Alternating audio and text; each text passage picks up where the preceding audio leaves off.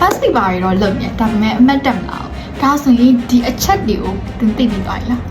အားလုံးပဲမင်္ဂလာပါကျွန်တော်ကတော့ခိုးတာပဲဖြစ်ပါတယ်ဒီနေ့မှာတော့ pass paper ကိုဘယ်လိုမျိုး effective ဖြစ်လုပ်ရမလဲဆိုတာကို share လုပ်ပြီးတော့မှာ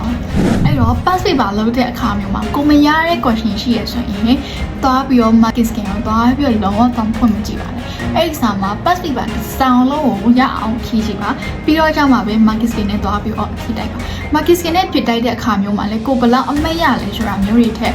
ဒီမိကွန်းမှာဒီအဖြေကကိုယ့်ရဲ့ဖြေထားတဲ့အဖြေနဲ့ဘယ်လိုမျိုးကိုက်ညီနေလဲဘယ်လို points တွေပါနေလဲပြီးတော့ examiner ကဘယ်လို thinking မျိုးကိုလိုချင်တာလဲဆိုတာအဓိကနားလည်အောင်လုပ်ပါပြီးတော့ကြတော့နောက်တစ်ချက်က mistake break ရှိရပါ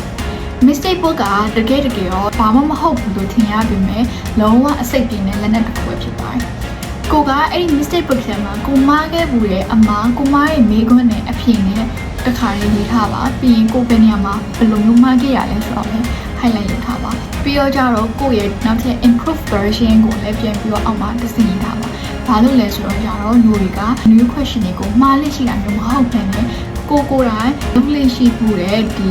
မှားမျိုးပဲတစ်ခါလုံးလိမ့်ရှိရမျိုးကြောင့်မလို့ပဲဖြစ်ပါတယ်အဲ့တော့ဆောင်းပွဲကမနေ့ပြန်လို့ပါဆိုရင်ဒီနေ့ညမှာလုံးဝ mistake ကိုပြန်ပြီးတော့ကြည့်မယ်ဆိုရင်လုံးဝကိုမှအမှတ်တက်စီမဲ့လက်နက်တစ်ခုပဲဖြစ်ပါတယ်အဲ့တော့ခု pass paper လုပ်နည်းလို့လည်းသိပြီဆိုတော့ဒီအချက်တွေကိုလိုက်နာမယ်ဆိုရင်အမှတ်တက်ကိုတက်လာမှာဖြစ်ပါ